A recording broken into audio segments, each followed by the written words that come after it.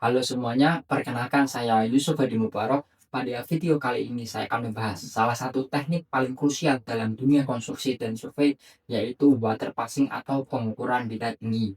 Langsung saja masuk ke pembahasan. Pengertian water pass. Secara pengertian, water pass adalah alat yang digunakan untuk mengukur beda tinggi antara dua titik atau lebih. Cara kerja water pass didasarkan pada prinsip garis bidik horizontal. Alat ini berfungsi untuk menciptakan garis lurus yang sejajar dengan permukaan air laut, sehingga kita dapat menghitung perbedaan antara dua titik menggunakan rambu ukur raksasa. Selanjutnya adalah tujuan pengukuran beda tinggi tanah. Yang pertama adalah menentukan elevasi titik terhadap referensi. Jika salah satu titik sudah diketahui ketinggiannya, misalnya permukaan air laut, maka ketinggian pada titik lainnya dapat diketahui dengan menghitung selisihnya. Yang kedua, kepentingan pekerjaan konstruksi earthwork. Dalam dunia konstruksi, kita sering menggunakan water pass untuk menentukan volume galian maupun timbunan sebuah lahan agar menjadi rata. Adapun fungsi lainnya adalah untuk memastikan bahwa elevasi lantai, balok maupun kolom itu pada posisi yang sama atau sejajar. Yang ketiga, perencanaan saluran irigasi dan drainase.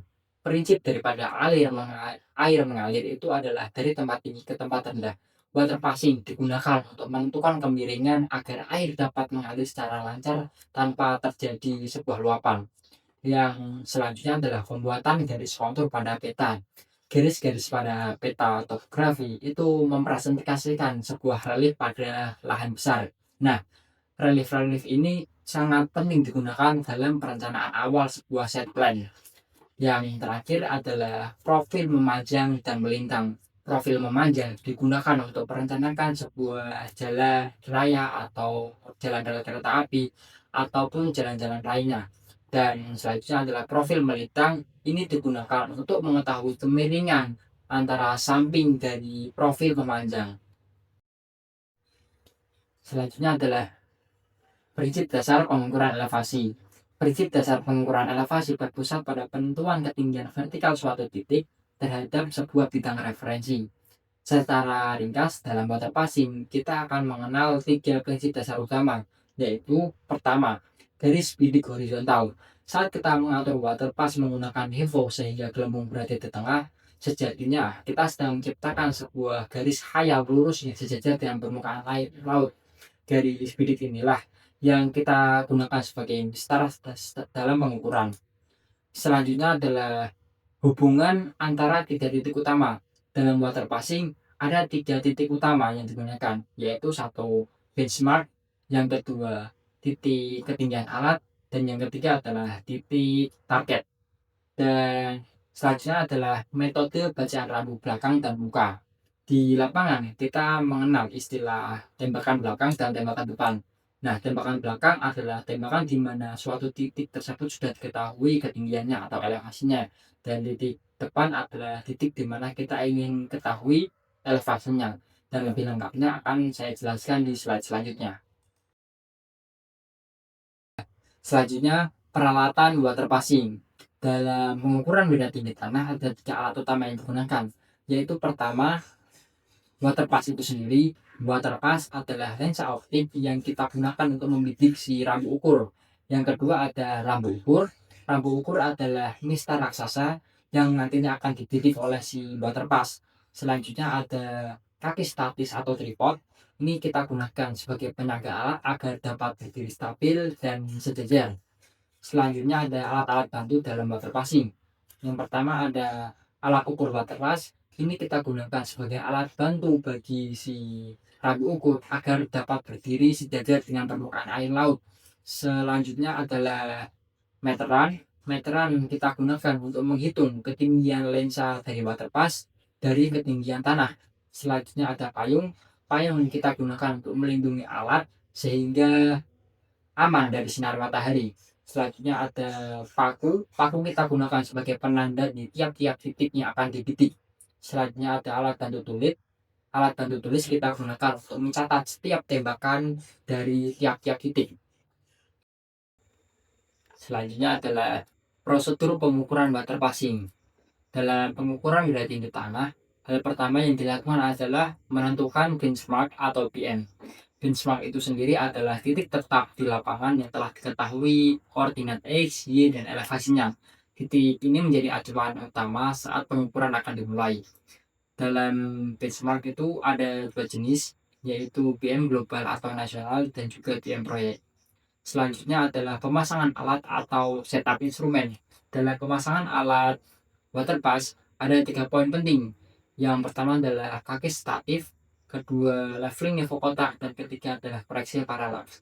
Pada pendirian kaki statif ini bertujuan untuk memastikan alat benar-benar kokoh di atas tanah. Yang kedua adalah leveling niveau kotak, ini untuk memastikan bahwa alat benar-benar horizontal. Dan pada koreksi paralaks ini bertujuan untuk menghilangkan kesalahan optik. Nah, pada prosedur selanjutnya adalah backside atau rambut belakang. Walaupun namanya rambut belakang, bukan berarti posisi rambut itu berada di belakang dari sang penembak secara fisik. Namun, secara pengertian, backside adalah pembacaan rambut ukur yang dilakukan pada titik yang ketinggiannya sudah diketahui. Atau dalam posisi ini adalah benchmark.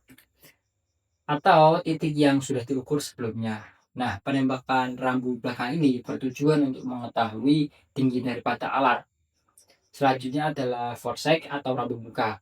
Foresight adalah pembacaan rambut ukur yang dilakukan pada titik yang ingin diketahui ketinggiannya. Pada penembakan rambut muka ini bertujuan untuk mengetahui perbedaan antara titik tersebut dengan titik sebelumnya. Selanjutnya, dalam pembacaan rambut BS ataupun FS, kita akan mengenal istilah 3 benang, yaitu benang atas, benang bawah, dan benang tengah. Sejatinya kita dapat mengetahui benang tengah hanya melalui lensa optik waterpass.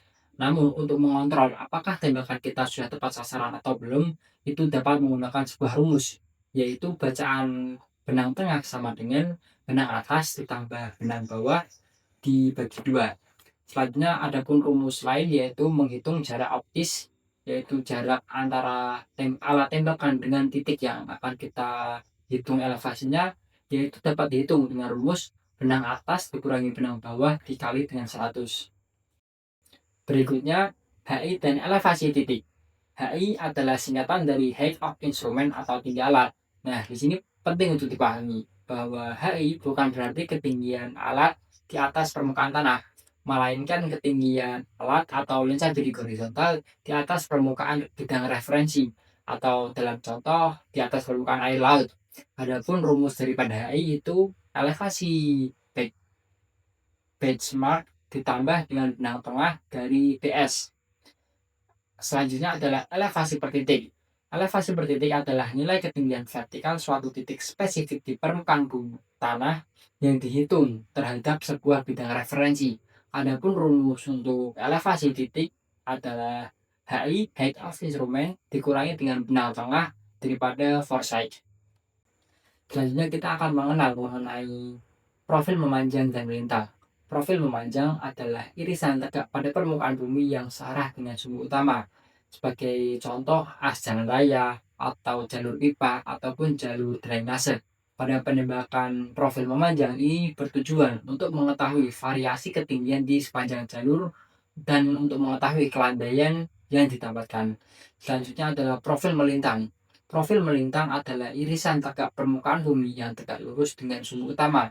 Pada penembakan profil melintang ini bertujuan untuk mengetahui lebar dan kemiringan dari sisi kiri dan sisi kanan dari sumbu utama. Setelah mempelajari dasar-dasar teori tadi, untuk dapat lebih memahami, mari kita masuk ke sebuah contoh soal pada profil memanjang.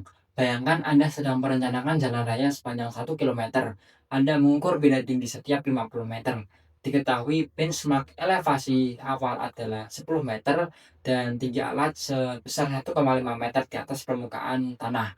Selanjutnya pada tembakan backside atau tembakan rambut belakang, kita mendapatkan benang atas sebesar 1750, benang bawah 1250, dan benang tengah 1500. Dan pada tembakan ke depan atau FS, benang atas 1250, benang bawah 750, dan benang tengah sebesar 1000. Selanjutnya kita koreksi apakah tembakan benang tengah kita di kedua sisi sudah betul. Kita hitung dengan rumus benang atas ditambah benang bawah dibagi dengan 2. Maka 1750 ditambah 1250 dibagi dengan 2 menghasilkan 1500 atau 1,5 meter. Maka tembakan benang tengah kita sudah tepat. Pada hitung jarak optis kita juga pastikan apakah sesuai dengan rencana kita yang 50 meter atau belum. Kita hitung dengan rumus benang atas dikurangi benang bawah dikali 100, maka 1750 dikurangi 1250 dikali 100 menghasilkan 50 mm, 50.000 mm atau 50 meter. Kita lakukan hal yang sama pada tembakan depan.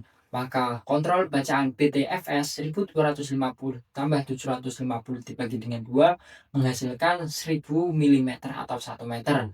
Dan hitung jarak optis D 1250 dikurangi 750 dikali dengan 100 menghasilkan 50.000 mm atau 50 meter. Maka rencana kita juga sudah tepat. Selanjutnya kita masuk ke perhitungan HI atau height of instrument dan elevasi titik. Pada HI kita hitung dengan rumus elevasi PM ditambah ketinggian alat. Maka 10 ditambah 1,5 menghasilkan 11,5 meter. Pada elevasi STA 0 kita hitung dengan rumus HI dikurangin dengan ketinggian alat. Kenapa kita memakai ketinggian alat? Karena pada STA 0 kita menjadikan rambu ukur sebagai titik, bukan menjadikan PS yang awal tadi. Maka 11,5 dikurangi 1,5 menghasilkan 10 meter. Selanjutnya pada elevasi STA 0,50 kita dapat hitung dengan rumus HI dikurangin tembakan benang tengah depan kita, maka 11,5 dikurangi 1 menghasilkan 10,5 meter. Maka pada elevasi STA 050 sebesar 10,5 meter. Nah, selanjutnya kita masuk ke sebuah contoh soal profil melintang. Pada STA 0,100 jalan raya tadi Anda melakukan pengukuran ke arah samping. Nah, jika tadi kita melakukan tembakan ke memanjang secara lurus, lebih tepatnya pada garis as, kita melakukan tembakan ke arah samping pada tembakan ini, atau samping kanan atau sisi kiri. Nah, diketahui elevasi STA pada 0,100 adalah 11,20 meter dan ketinggian alat setinggi 1,5 meter di atas permukaan tanah. Dan tembakan ke kiri kita benang tengah sebesar 1300 dan tembakan benang tengah kanan kita sebesar 1900.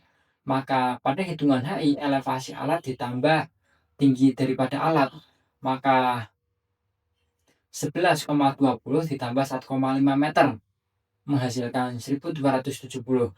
Nah, kita hitung elevasi sebelah kiri dengan cara HI dikurangi benang tengah tembakan kiri, maka elevasi sebelah kiri 12,70 dikurangi 1,3 menghasilkan 11,40 meter. Pada HI sebelah kanan juga sama, elevasi alat ditambah tinggi daripada alat, maka 11,20 ditambah 1,5 menghasilkan 12,70 meter.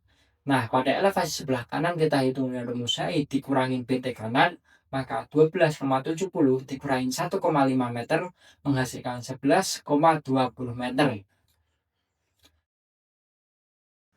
Nah, jadi tidak sulit kan untuk memahami konsep dan penerapan water passing di dunia konstruksi. Dan semoga video ini dapat membantu dan see you guys. Terima kasih.